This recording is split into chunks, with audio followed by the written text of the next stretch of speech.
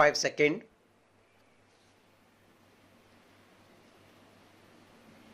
Start. This civil appeal is directed against the judgment and order dated 16th November 2016 of a division bench of the High Court of Judicature at Patna, allowing the respondents intra-court appeal arising from a writ petition presented before the High Court by Maharana Pratap Singh. The judgment and order of the single judge dated 16th July 2013 was set aside and resultantly the writ petition of the appellant stood dismissed. The single judge had quashed the order dismissing the appellant from service and directed that he reinstated the service with all consequential benefits from the date of the dismissal. The appellant was appointed as a constable in a dog squad of the Crime Investigation Department in 1973. He proceeded on earned leave for 2 days with the intention of resuming his duties on 8th August 1988. Incidentally, on 7th August 1988, a first information report was registered on the complaint of one Prem Kumar Singh against unknown person, giving rise to Kotwali PS case number 882 of 1988 for offences under section 392, 387, 420, 342, 419, read with section 38 of the Indian Penal Code 1860. The FIR included a request for the formation of a raiding party to apprehend those who had extorted money from informant by blackmailing him. A raiding party was formed which proceeded to raid the Rajasthan Hotel in Patna on 8th August 1988. The accused was expected to arrive there to collect 40,000 from the informant. Meanwhile, the appellant was on his way to the office to resume his duties after completing his earned leave when the informant handed over the briefcase to the appellant. Subsequently, the appellant was arrested and was brought to Kotwali police station. On the same date, that is 8th August 1988, the appellant was placed under suspension by his superior authority. In response to the memorandum, the appellant submitted a prayer dated 15th March 1990 requesting that the departmental proceedings be conducted only after the conclusion of the criminal proceedings.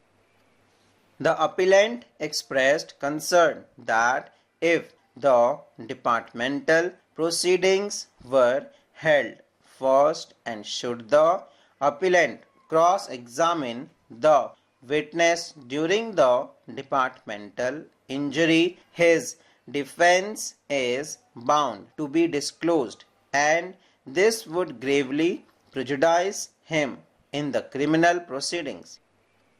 Notwithstanding the appellant's prayer, an inquiry ensued culminating in the inquiry officer submitting his report on 3rd May 1995, finding the appellant guilty of the charges leveled against him.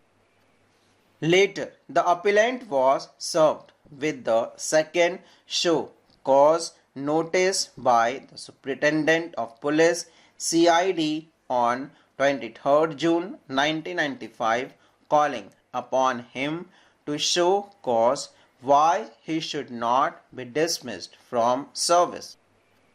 Copy of the report of the inquiry officer was furnished.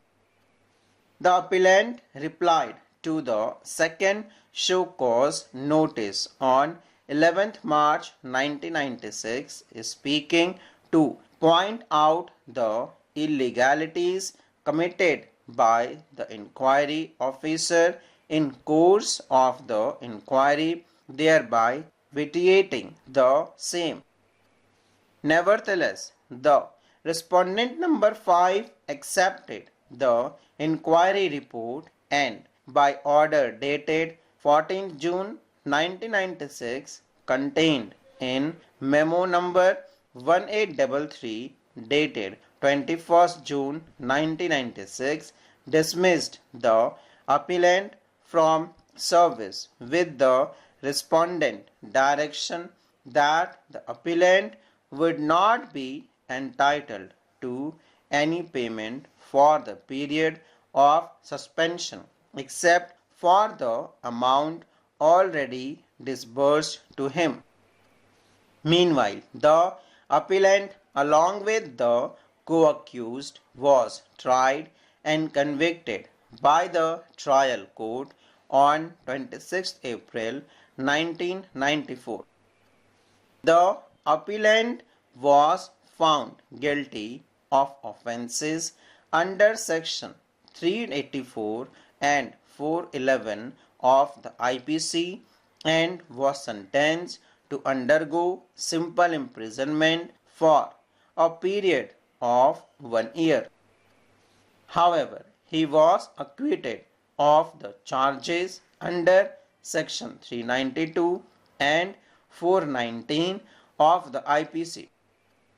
The judgment of conviction and order on sentence having been carried in an appeal by the appellant, the Additional Session Judge 9, Patna on 16 February 1996 set aside the judgment and order under challenge. The appellant was acquitted to the charges with the appellate court holding that the prosecution had failed to prove its case.